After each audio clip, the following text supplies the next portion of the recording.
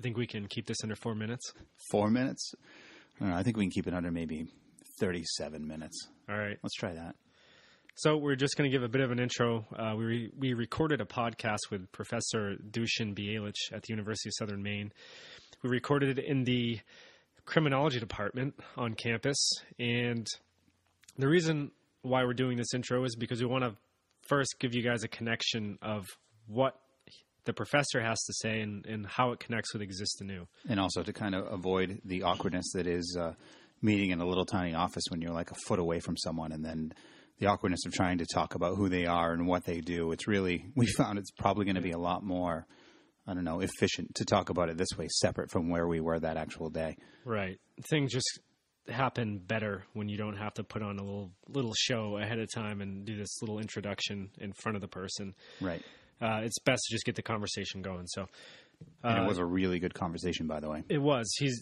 I'm not going to, obviously, hopefully you're going to listen to this in full, but he had a lot of interesting things to say and drew a lot of, we kind of connected a lot of different things from nutrition to how, the socio-political structures affect our access to nutrition. We also talk about how the socio-political structures affect our access to freedom. Yeah. And people might look at this as a bit of an unsuspecting connection, but what we really want is for people to say, well, why the heck are these guys talking about raw milk and food in one post one day, and then the next day they're talking about, socio-political economic connections and how that ties into crime and how certain classes are criminalized less. Well, we want people to make the connections, and we think that if you listen to this podcast, you'll see the connections there. And maybe it's something you never thought about before. And to some people that I've played this for said, wow, that's kind of extreme. But again, as far as some of the other podcasts we've done go, I think that maybe it sort of plants a seed. That's kind of been a theme in some of our podcasts. Maybe you've never thought about this before, but it's really something to think about and make a connection to your everyday living. Yeah, Professor Bjelic is a professor of criminology and sociology. So what he's very good at is using understanding how crime basically defines our actions and our actions define crime. There's a continuum there, and it's interesting when he actually breaks it down and draws out various historical situations, which he kind of is very descriptive about where these power plays are being made and what it means for power. And listen specifically to this idea of nature in evolution, because there's actually a socio-political connection that he draws between nature and evolution. Something that I think we've thought of, but we've never articulated quite the way he did before. And it's kind of haunting, but it's brilliant at the same time. Right. We think you'll really like this. So coming up is right after this intro that we're doing is the interview with Professor Dusan Bjelic from the University of Southern Maine. Okay. Well, thanks for having me in your program. It's our pleasure. Well, I came to USM about 23 years ago from Boston University, where I done my PhD. At that time, at the beginning of my career, I was interested in the discipline called ethnomethodology, and I was interested very much in its application to the domain of science. Out of this interest, my book on Galileo's pendulum, on the relation between scientific instrument and sexuality, came out soon after my graduation. But then in the 90s, when the war started in the Balkans, I originally am from Yugoslavia, a country that doesn't exist anymore. Right. I was gradually forced to shift my interest from ethnomethodology to the questions of identity, colonialism, wars, and genocide. Mm-hmm. And so as a result of that came my work in various articles that I presented in various conferences, as well as publications, book. 2 books came out of this interest. One was called Balkan as Metaphor Between Globalization and Fragmentation. and the other one was a book titled Normalizing the Balkans, and the psychiatry and psychoanalytic input in the war in the Balkans in the 90s. I was very much interested in the role of psychiatrists in that particular war. And then beyond the role of the use of psychiatry in colonial history, how British colonial empire and French colonial empire use psychiatry in addition to military and economic conquest. Mm-hmm. And then, being in the Department of Criminology, my interest in the domain of crime is pretty much focused on the questions of political crimes and white-collar crimes, or connection between those two types of crime, precisely because, as you said, those are the crimes that are rarely punished. Mm-hmm. And therefore, crime in itself becomes a domain of radical social criticism. Right? It's very interesting to see how in Hollywood movies or TV series, the criminals are becoming a social critics. Mm-hmm. I mean, Sopranos, one of the best TV show. You have a mob, right? Who is very much upset with the greed of the system that goes beyond the normal of the permissible greed even for the mob. Mm-hmm. And so, he becomes critics in a sense that his own life actually reveals the deep truth about the power today. Many years ago, Nazi German legal scholar and jurist called Carl Schmitt had this theory of the state of exception, where he argued that a power has to kind of withdraw from the boundaries of the law in order to sustain legal order. And so while he thought that those circumstances should be rare, we have today in our society that actually they're becoming a permanent state of exception, right? Yeah. Or in other words, state of exception is not exception anymore, right. It's the rule, right? Yes. Yeah. And so if you apply that to Sopranos, right, I mean, think about Sopranos almost as if the President of the United States. Mm-hmm. I mean, he is very much concerned about well-behavior within the family.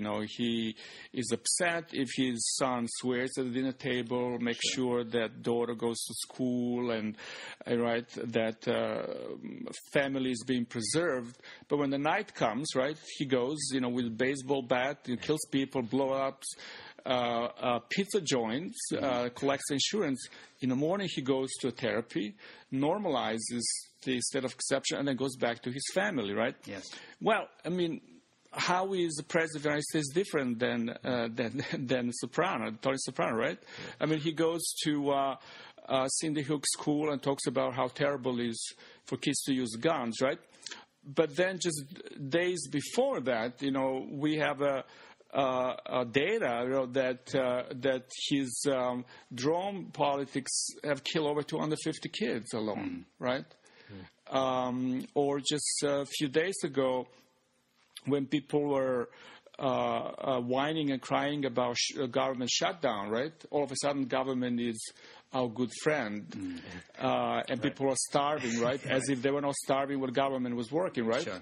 That the president actually allowed, and the State Department allowed, a kind of relax the rules of the sale of arms in the world. Mm-hmm. Now, basically, our armament can be sold almost to everyone, right? Which means that now we are feeding into more civil wars, which in turn are going to just justify our military-industrial complex, because we have to defend ourselves from our own weapons, right? Yep. And then, of course, yesterday we have a kid who shot the teacher. And so there's this schizophrenic condition, right, in which criminals like sopranos illustrate well, right, that there's this, almost as if crime is becoming the authentic signifier of the system that is a criminal in itself, yes, right, and conceals this criminality by punishing only poors, right? So that kind of gives impression that we live in a legal order, when in fact we don't. In fact, the law becomes instrument of crime itself if it is selectively used, right? Yeah. So how do you think that we've come to accept this? Because it seems like it's clearly people should be, marching in the streets saying this is an insane injustice that's going on. Or actually do more than just marching in the streets. Actually, make an effort to completely change a system. But like what Aaron says, in general, people are lulled into complacency, and we talk about a number of ways in which that takes place. And I'm just wondering what you think about how, maybe the average American comes to sort of accept this, if you do think that people generally do accept this. Well, there are several reasons, none of which you may like to hear from my perspective. I think the first problem is the politics of hope. I think the hope is a serious trap. If you remember Obama's hope, people were crying, hoping that... Hope and change. Right, hope and change. Well, that's a trap. Because people have to realize, first of all, there's no hope. And secondly, there's no space for social change in a sense that we can have something other than what we have. And what we have is basically a planetary imprisonment. We basically live in a prison. When prisons were built and when criminology justified imprisonment as a more humane form of punishment in comparison to torture in a medieval time, they have constructed this principle of panopticism, right, in which prisoners, by being constantly surveyed, are going to change and normalize behavior according to the rules, right? So then after a while, that's going to be part of routine, and then they can leave the prison. But there was a clear line of division between who can be surveyed and who not, right? It's those who commit a crime are subject to surveillance. Today, most of the people have not committed a crime who are being surveyed. And by that means that the principle of imprisonment is extended. Right. And so what we have to think about it is, what is the proper politics for the life in a prison? Now, I can give you an example. Like in the 70s, there was a lot of things happening in the prison as a result of Black Panthers' leadership and followers being imprisoned, right? You probably heard about Attica riot that happened in early 70s, 71, I believe, which kind of started various forms of reform and change in imprisonment. Well, there was one prison in Massachusetts, in Walpole, Massachusetts, was a maximum security prison, where the prisoners were allowed to run prison by themselves for almost 18 months. And as a result of that was, first of all, the crime that was very high was completely eradicated. The efficiency of the prison was much better than before. Prisoners all of a sudden took care of their prison. Nobody wanted to escape. They just redefined their context. And all of a sudden, they had the night schools where they will teach each other. They will have art exhibitions. It was a sort of, if you will, social utopia allowed, right? And run for 18 months. And the reason why it was closed and suppressed, because what prisoners demanded is to be acknowledged as a legitimate labor force, because, they were doing forced labor for the state. So they wanted to be able to be unionized and to be paid a minimal wage. So in addition to just being just a demand. It's also important that ends the slavery that continues through imprisonment. I mean, the 13th Amendment, right, eradicates slavery only for those who are not imprisoned. Once you imprison, you're forced into the forced labor. Basically, you're sent back to plantation, right? In fact, you heard about Angola 3 from Louisiana that a prison is called plantation. In fact, the prisoners are picking up the cotton, and most of them are black. Mm-hmm. So you got a picture, right? It is that you have to end forced labor by acknowledging prison labor as a real labor with all rights due to it. And, of course, the government could not accept it, so they went and took over the prison. However, what is important is that while being in prison and realizing that there's no hope to other life than that, there was an option for utopian life. The other aspect of your question also goes to the question of social change and possibility for political engagement. But if you look all of this so-called revolution, Arab revolution or Wall Street movement, I mean, frankly, they all look like a prison riot. It's a time everybody goes out, they demonstrate, and then the police come and suppresses, right? Yes. And we are back into our prison cells, right? So the real revolution is almost not possible anymore because the oppressive forces that are kind of allied with financial capital and military industrial complex. On top of that, with electronic surveillance technology, are almost impossible to defeat. Mm-hmm. And I will argue that actually the real political resistance to the system that, for example, existed in 19th century revolutionary time or in Soviet Revolution, right, where actually some outside force can take over the government and radically change the system, is not possible anymore. Because the social conflict of the equal forces is eliminated from the social relationship and elevated to the cosmic dimension, in the sense that the real change can come from nature itself, right?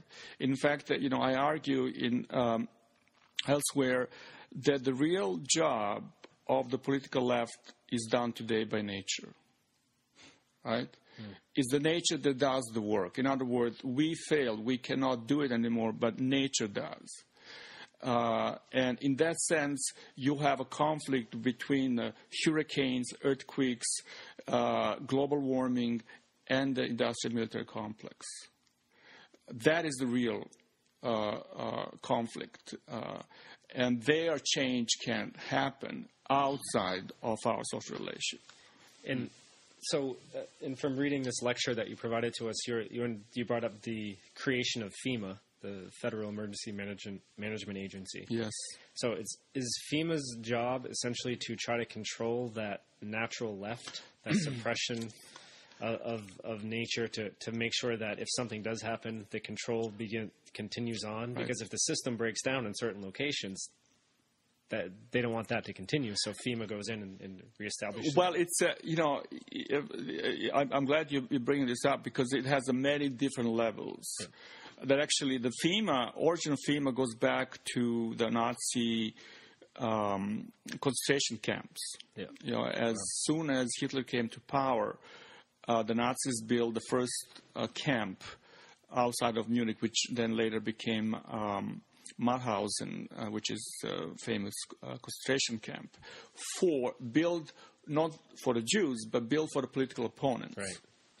Now, the Geo Frieda, who was elected by President Reagan to run the FEMA, which was basically a form in the time of Jimmy Carter to regulate, to help local government to deal with the consequences of natural disaster have been politicized by Reagan administration. So Gio Frieda, who was a part of Reagan's, when Reagan was governor in California, he was a part of suppressing anti-war movement among the students and so he then became the leader of FEMA. And we'll say, like, well, what is the connection, right? Well, the connection was that we find the connection during the Reagan administration when at Iran-Contra affair hearings, the question was posed by this representative from Texas who asked Oliver North about plan called Rex 84. And of course, immediately the whole event was blocked by the chair, right, because that can be discussed only in closed hearings. Where we learned later that Rex 84 stands for readiness exercise for the planned invasion of Nicaragua by Reagan administration. In the case if it happened, the FEMA was supposed to open those camps, those dozens of camps throughout the country, to arrest almost 500,000 of Americans who might be opposing this war, right? Wow. Just as it happened in the case of Japanese in the Second World War, right? Right. Yeah. And so now, when you think about it, like, so when Katrina happened in New Orleans, right? Yeah. FEMA was nowhere around, right? Because they are being ready for the revolution, not for the natural disaster, right? Oh wow! Right. And so here we have this continuity of the Nazi perspective on political dissent, right? That is closely integrated with the politics of American governance, right?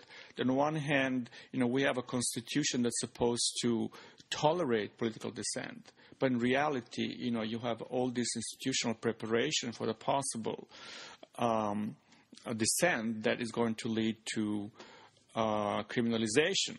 Now, the war on terror came very handy, because any kind of political dissent, other than coming from the far right, like Tea Party, right? Right. Would be regarded as a terroristic activities, right? Absolutely. Wow. Yeah, and I think you referenced this also in your lecture about how what is defined as terrorism. You brought up 9/11, and how was it America that was attacked, or was it just 3 buildings, or Right. So essentially, are we being told that hey, they're attacking you, but interestingly enough, a lot of people almost now feel disconnected from that, because now people are starting to almost recognize the current administration, or even the previous administration, as becoming the enemy now. So it's not as though they were attacking us or the American way of life, but they were attacking that kind of that socio-political, militaristic way of life. So, well, I'd like to bring that to my class. There was part of the Real Time with Bill Maher. There was an interview that he had with Mos Def and Cornel West. Yep. And he started talking about this German cell that was being discovered by the German police, and Mos Def kind of started shaking his hand and was laughing. And Bill Maher said, "But you know that there are people who want to kill Americans." And he said, "Yeah, they're called police." And of course things immediately changed, because what he was saying, he said, "Look, for me, as who grew up and who lives in a ghetto, my enemy is not Al Qaeda; is the American police, like stop and frisk and so on and so forth." Is that there's no unified perspective on who is our threat. Right. I mean, will Al Qaeda fly a plane into a housing project? It would be a waste of plane, right? So that's that changed the equation of the fear. Secondly, the question is like, why will Bill Maher assume that attack on Wall Street to towers is attack on you and me? Right. It's attack on those two buildings. It's attack on a Pentagon. Why is that attack on all of us? Right. Then I like to show my students this video about attack on the Move. The Move was this Philadelphia radical black community that the government dropped the C4 bomb on them, killing 11 people and 5 kids, burning over 60 houses. Is that admitted? I mean, is that well established? Absolutely, yeah. Nobody went to jail, and so I ask my students, like, well, what about? First of all, as you said. Well, we never knew about that, right? Secondly, if you do, would you call this attack on all of us? Yeah. Or attack on a black neighborhood? So why, when it's attack on blacks, is attack on a neighborhood, but attack on Wall Street is not attack on a neighborhood, it's attack on all of us, right?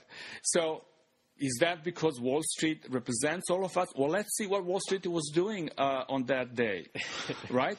Plotting the bubble, right? Yes. Strategies of how they're going to rip us off, right? Yeah. So, will they really representing the interests of America? No. So they, even on that level, cannot represent all of us. How about Pentagon? Well, people don't want to go into war and win a war. They're not representing the interests of the people. They represent the interests of military-industrial complex. Right? So even on that level, you cannot argue that it is all of us, right? It is on that, but that the attack on the elite is presented as attack on all of us. Yes. Attack on blacks, on immigrants, is attack on black on immigrants, and not on all of us, which speaks to the inherent racism. What do you see as the connection with the media with all this? Because obviously this information has to be disseminated so people can develop a perception. Well, Bill Maher is a good example here. He assumes, as the media does, right, that attack on Wall Street is attack on all of us, right? It is presented as this is attack on America, right? So it's an assumption based out of ignorance, but not a directive. Absolutely. I mean, the media, you won't see the report on Move in Philadelphia. You won't see American government dropping a bomb on its own citizens, killing kids in the United States, not in Afghanistan. And then nobody going to jail, right? Right. And if I just may digress, I think the part of the police department at that time was our former police chief, Chitwood. Oh, wow. And so it would be interesting to interview him and see what is his memory about and if he play any role in it. Try to contact. Yeah. Are you giving a shout out right now? But it's like that there's this selection, right? We don't know about Move, but we know about September 11. Or think about this, I love to ask my students about genocide. What do you know about genocides? And they will immediately say, 6 million Jews. I said, well, what about American genocide? They would say, what? I said, well, how about 40 millions of Native Americans and 100 millions in Western Hemisphere? Well, we didn't have a course on that. Right? There was no course on that in high school. It's manifest destiny, though. Absolutely, but there's this selective memory, right, that is being sifted through, and then you see things in a certain ways, that is ideologically consistent with the interests of military-industrial complex. So, and I know you probably have some questions to ask. I just want to kind of bring this into it. These examples of time after time, history kind of repeating itself with this complex. What is fueling this complex? I mean, is it human nature? Is it I'm not sure. I mean, people being put in positions of power, do they act differently? Is this kind of nature interacting with this these cultural and societal implications and these powers that are given to them, does it actually change things? Or is this, a lot of people like to talk about the Illuminati and all that. Is basically what I'm saying, is this a cognitive choice by a select group to continue to oppress, or are these people almost interchangeable? If you took one out, put another person in that same position, would the actions be the same over time? Of course, yeah. I mean, because it's not a psychological cause; it is systemic cause, right? Okay, excellent. You have this system of liberal democracy, right? That is built on assumptions of its legality, that is built on principle of private property, right? All of which are based in some form of crime. I mean, the private property did not exist in North American continent, and white people came. How come? Only 10% of the main coast is available to the public, and the rest is private. What has happened in between? Well, it happened genocide, right? You couldn't get it different ways. So therefore, the system of private property that becomes illegal, it's built on genocide. And then now we have to act according to the rules and accept them as if legitimate on the basis of these primal crimes. The other aspect of this, if I may bring a little bit of theory into this, Michel Foucault, this French philosopher, right, had these important lectures that he held in the 70s at the time when neoliberalism in Europe and France was gradually replacing the leftist ideology in France or in the West.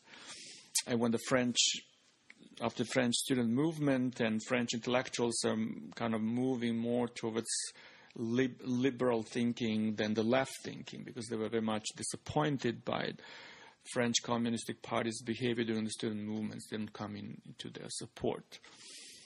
But he was examining the history of liberal democracy, and then he came to this fascinating conclusion, and that is that the legal state is basically built on some conquest.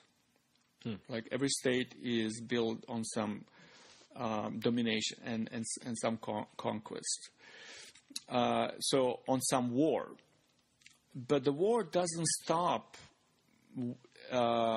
with ending the activities on the battlefield. The war continues by means of peace. So what he was saying is, like, if you read Hobbes, right?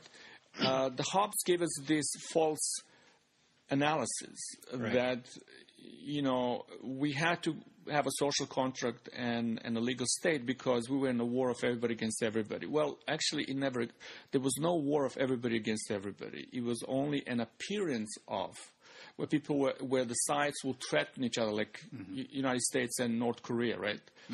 It's as if war, but actually it's not a war, right? Yep.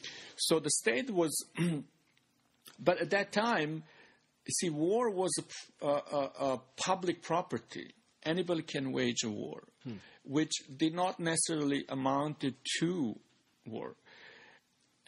It is the creation of a state that actually introduces the possibility and the conditions of civil wars and wars of everybody against everybody, right?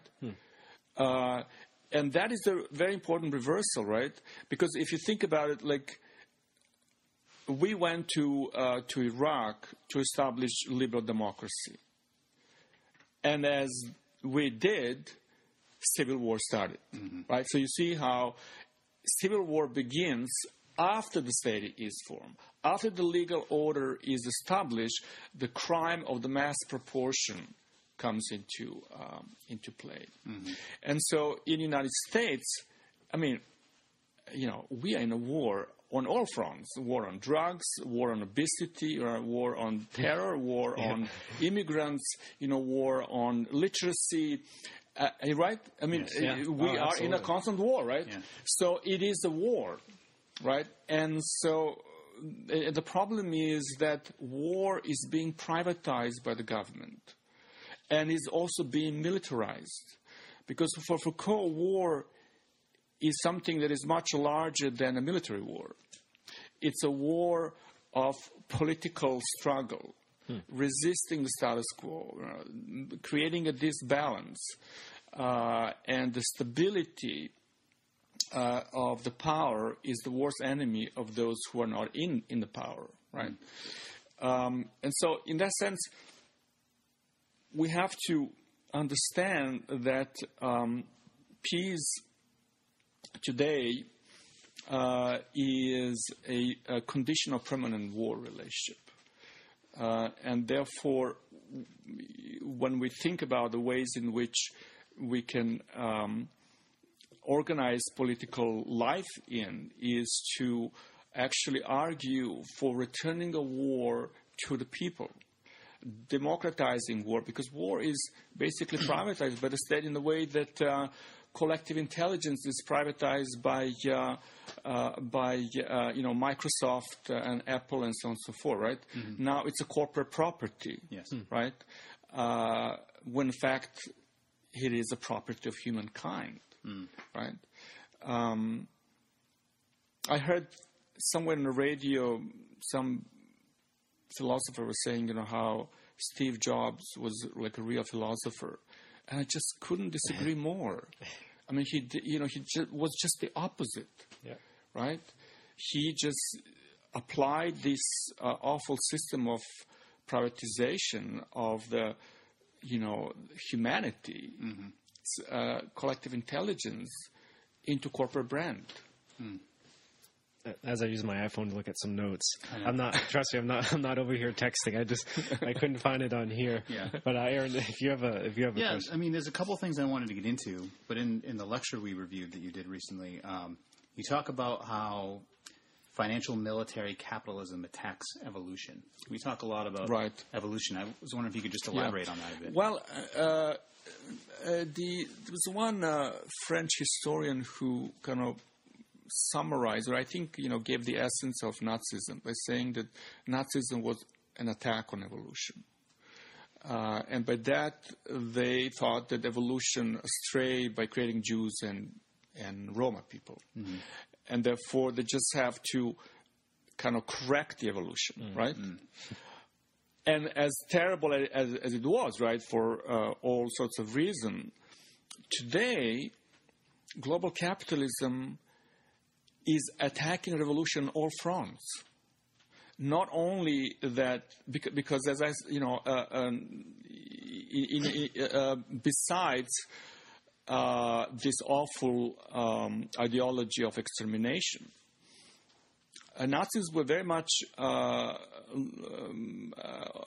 in love of evolution. They love natural world. They love animals. Hitler was vegetarian, right? They wanted a healthy life. That was a kind of part of being strong person and strong nation, right? That had this dark side. So they made distinction between a certain type of people and the rest of the nature, right? In a certain sense, animals were more pure than humans. But today, in global capitalism, right, global capitalism, the military-industrial complex and financial complex attacks nature on level, on the mineral level, right, on a level of flora and fauna, and on the human level, right? Mm-hmm. Yep. It is a frontal war with evolution. Mm-hmm. On top of that, which Nazis never question, is the evolution itself. It's theory and science. Mm-hmm. Right? We even question that. Right? And therefore, you have this sense in which the end of nature is wishful. Right? Mm-hmm. It's almost as if like a fulfillment of the biblical prophecy. In fact, it should happen that way because that's the only ethical future that we can imagine, because it's planned by God. Somebody has to do it to bring full prophecy to its realization. So we'll do it. It's American capitalism that actually is going to do that because they are chosen people. They're the people who carry on the letter of the Bible. Wow. I think haunting concept. Yeah, in our conversation, we had like a pre-conversation while I was setting up the equipment, which usually happens, and some of the best things that are said usually occur then, unfortunately. But we brought up the idea of how Aaron and I were discussing how we think it's important that the brain is important, and nutrition and movement is important. And I think we can, in a roundabout way, kind of agree on this, because you kind of disagreed, and you said, well, the brain is kind of overrated to a degree. If we look at what this economic system, right, this capitalism is doing to us, is it's reducing the need for us to have these amazing brains, right? It's also reducing our need for us to retain these instincts. So when we're able to be supplied food, supplied water, supplied heat, we're being disconnected completely from our natural connections to the earth, and therefore we're kind of losing that context that I was referencing earlier. What effects does that have, though, to our brain, to our neocortex, and when we start to take nutrition that isn't real nutrition? So in other words, Oreos as opposed to fruit, right? So what is this kind of economy that's based on creating fruit snacks rather than fruit, right? That's creating these fake forms of food in which they are feeding us, and then also putting us in chairs all day, or putting us in external thermostats, whereas we don't use our own internal thermostats, our leptin or our thyroid, different hormones. What is that doing to us as natural beings? And does that, when we loop it back through to evolution, if we tie evolution to that, it's further, yes, it's killing evolution, right? There's no more selection. The further we walk away from the natural world, we see that as a detriment. And I think that we evolve these incredibly powerful brains not by eating Oreos and fruit snacks. And we evolve these ways to contemplate philosophy and mathematics, not by sitting and listening to, reruns on the television while, being completely distracted. And I've considered it in some of the stuff that I've written as it's a plague of distraction. When we allow ourselves to become so distracted nutritionally, movement-wise, and even just with our thoughts, we stop evolution. It stops, right? And I think that's where we can agree on that, where I think that's where the interplay of the brain comes into, in agreeing that the actual capitalistic environment, where it's trying to supply a demand and fulfill a need in every direction, which we no longer are able to provide for ourselves. I think we lose out on that. What's your view on that? Well, I think that first of all, I agree with your premise. However, I don't think it's universally applicable, because I think those who have power and money are very much aware of good food, and they eat good food. Yeah. Just go to Whole Foods, you will see, you cannot find a parking place between, BMWs and SUVs. Those are the people who can afford, and they know it. Right. Also, wealthy people have a good education. You go to Exeter Academy or you go to Harvard. There, where elite is being produced, they get everything. Mm-hmm. They study foreign language, they study classical education, they go abroad, they have everything.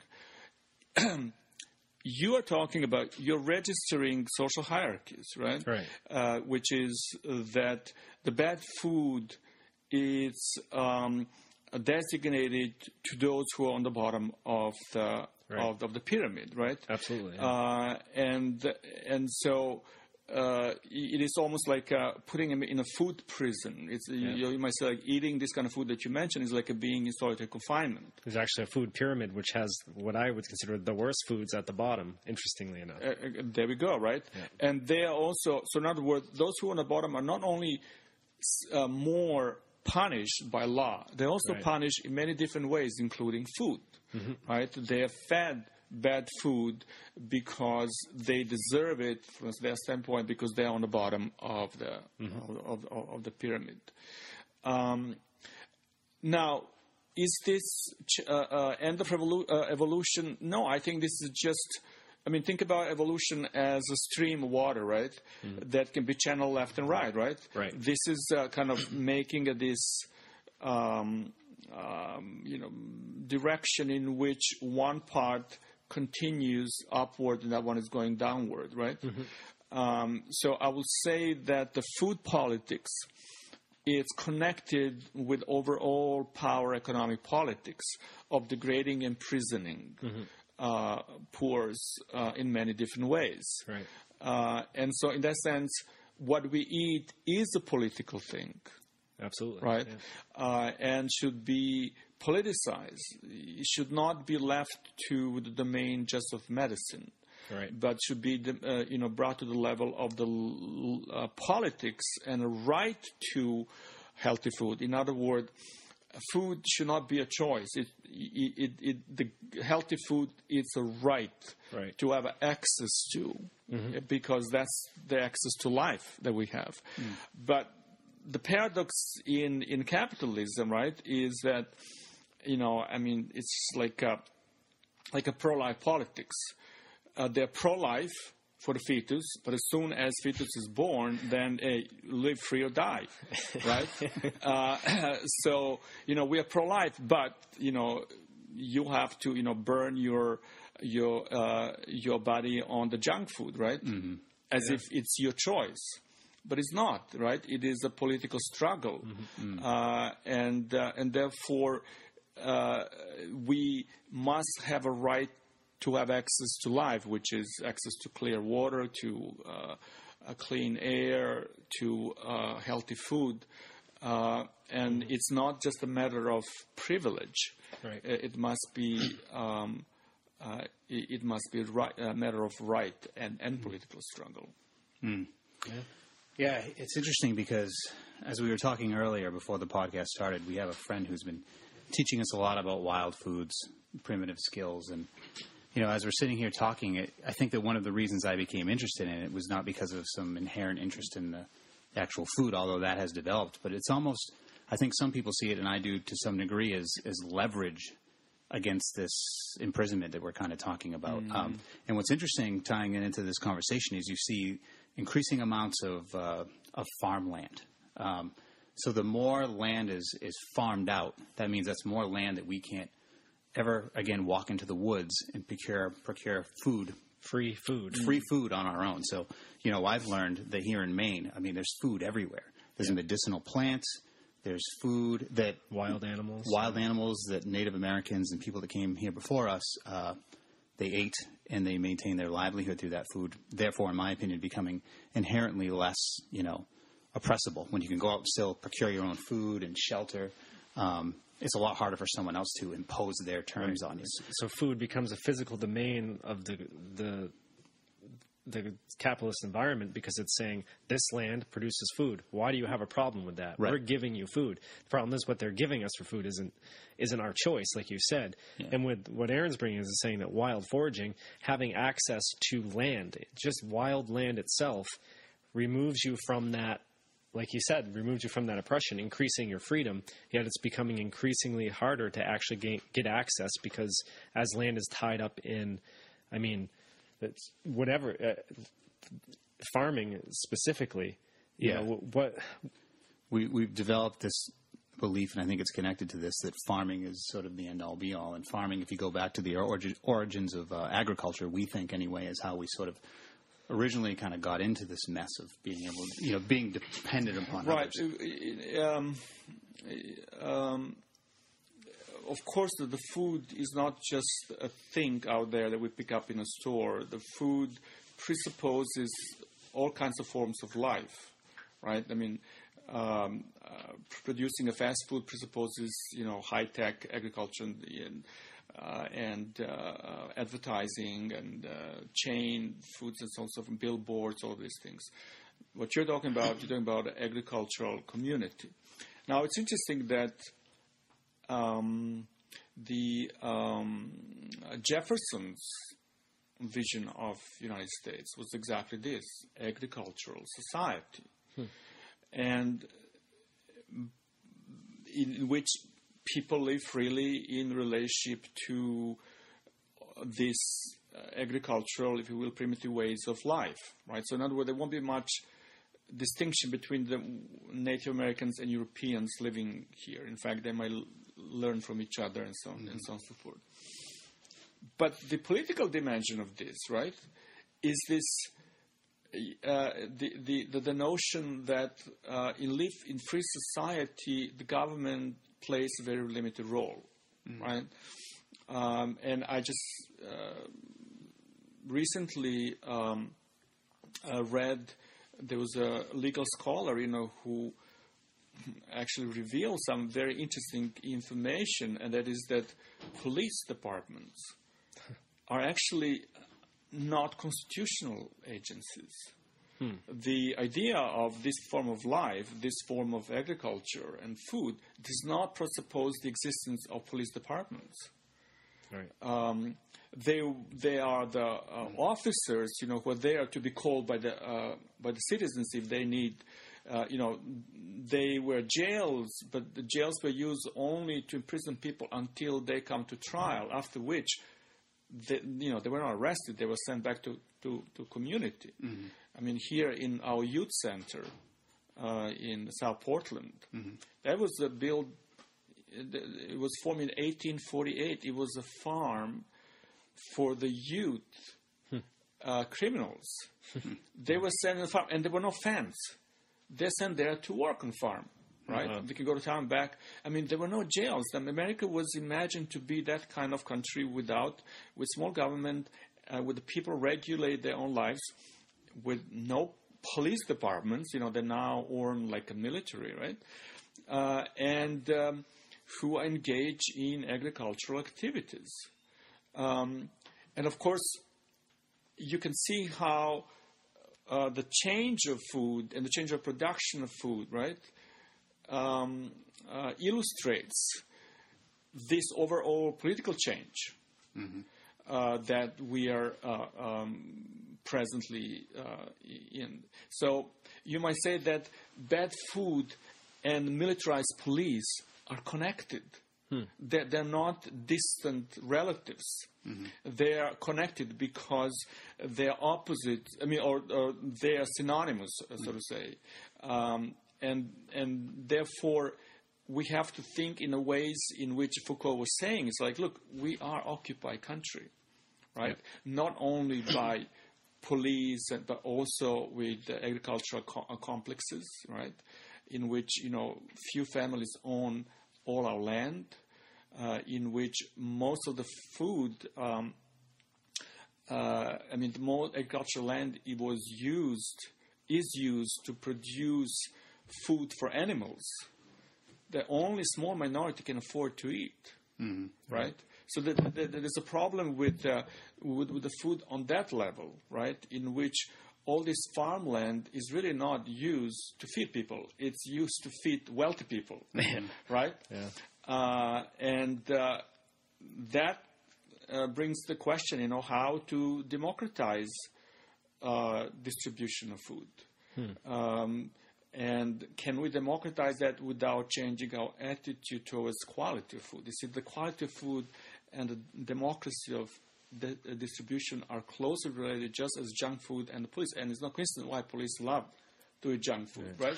It's almost like extension of this oppressive system, isn't it? Seems that way. Yeah.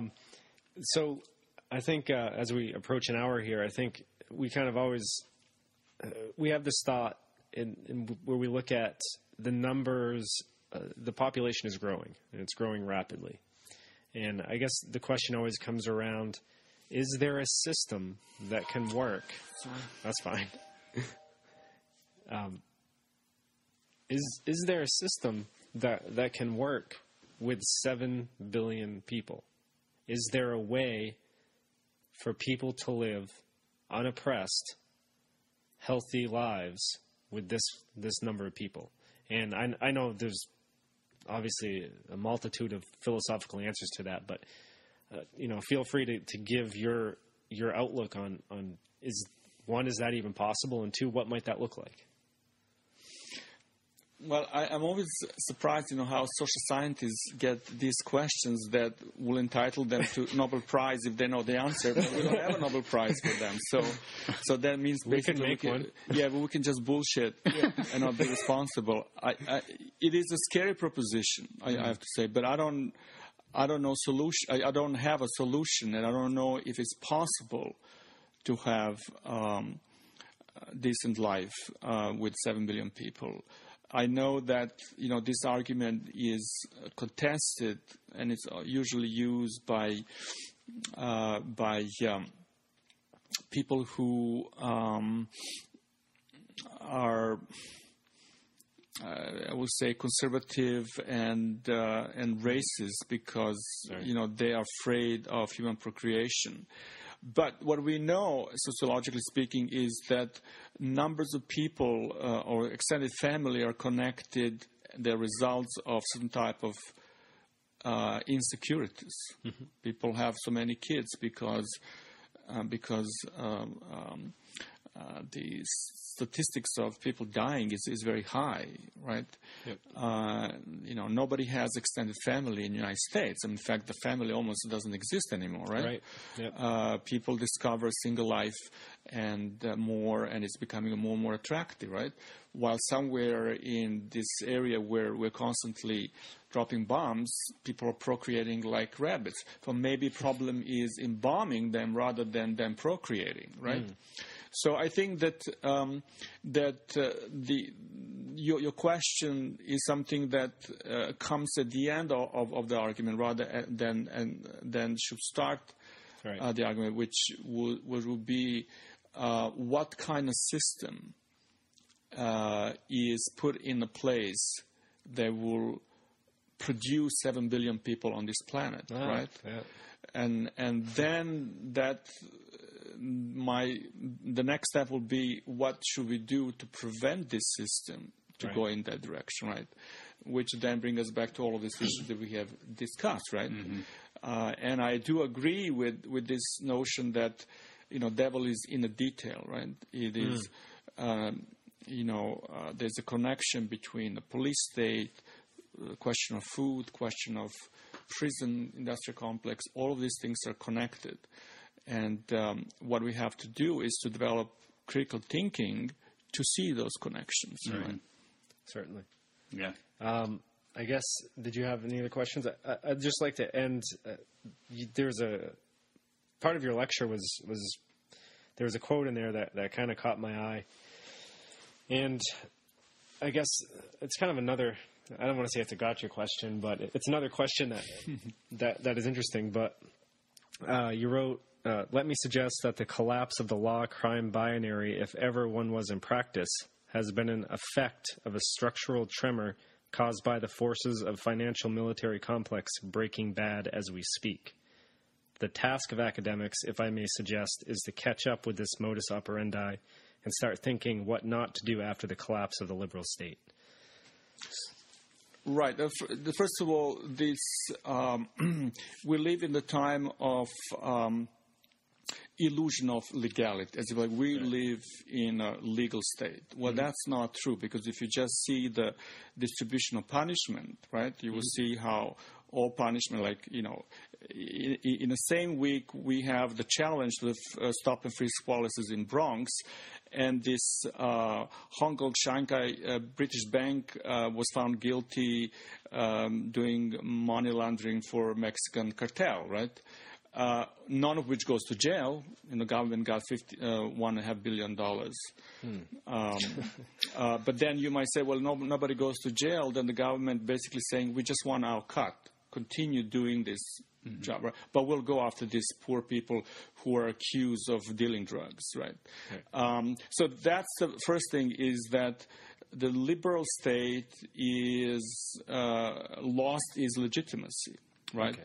So academics often are being caught into this politics of hope that actually the system can work, right? So we just have to help the government. You have to help Obama to achieve what he didn't, like just leave a hope, politics of hope. And I think that's the trap that this sort of instinct of hope that take us into the trap instead of not responding to it, right? But just letting things to collapse, and then come on the scene, right? And assess what is left there that might be kind of reconstructed into society with social justice and not with the illusion of legal justice, because legal justice is impossible in societies built on pyramid, on wealth and power, right? Because it always produces a reverse pyramid, right? With the top punishment is on the bottom of the pyramid of poor, and on the top of the wealthy and powerful, there's no punishment. I mean, Dick Cheney shot the guy in the face. You think there was an investigation? Yeah. Of course not. Not only that there was not an investigation, the guy apologized for putting a face in front of the barrel of drunk's white president, right? I mean, it's just that little detail tells you how much law and punishment does not exist in certain sphere of society. The people can just do whatever they want, and they won't be responsible. And then when you go on the bottom, the person crosses the street in Bronx, he get arrested. Yeah. Jaywalking, right? Yeah. Wow. Well, certainly a lot to think about, and I know I'm going to have to listen to this a couple of times to kind of extract all those ideas and actually get the full benefit of this. But we want to thank you very much. Thank you very, once very again, much. You're welcome. Thank you. Professor Dusan Bjelic. Is there any way people can, I don't know if you're on the internet or anything like that, anywhere they can... There is, I mean... You don't have to don't give out anything personal. If they go online, they will find everything about me. More than I know about myself. That's true. Yeah. That's the idea of surveillance state, right? So, yeah, exactly. Yeah, there you go. Certainly, do you have anything else? No, that's it. Just, again, a very big thank you. Appreciate your time.